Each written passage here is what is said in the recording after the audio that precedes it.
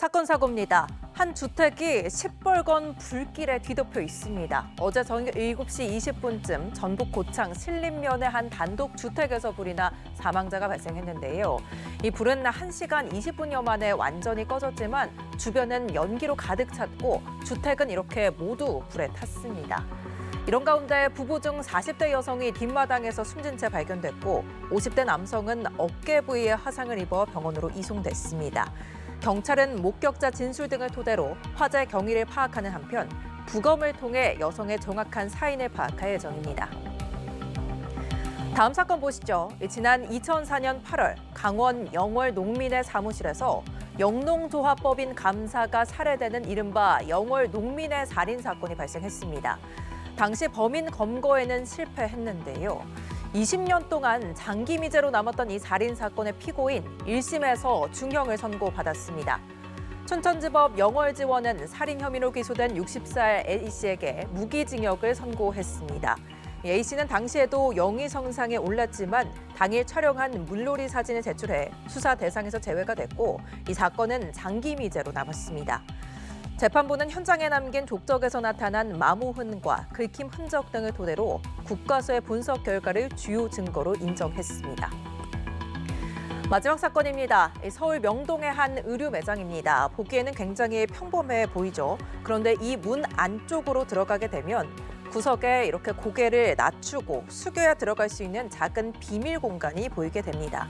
이곳으로 들어가서 안쪽 계단을 통해서 올라가면 완전히 다른 세상이 펼쳐지는데요. 이곳의 수많은 옷과 신발들 모두 위조 상품입니다.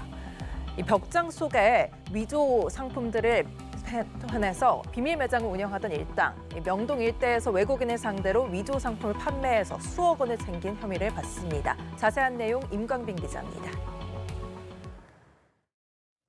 서울 명동의 한 매장입니다. 매장 끝 선반 밑으로 보이는 쪽문을 통해 들어가니 또 다른 계단이 나타납니다. 따라 올라간 곳에는 모자와 가방, 신발 등이 빼곡하게 전시돼 있습니다. 모두 유명 브랜드를 위조한 이른바 짝퉁입니다. 현장에서 압수된 위조 상품만 총 1,200점, 정품 추정가로는 38억 2천만 원에 달했습니다.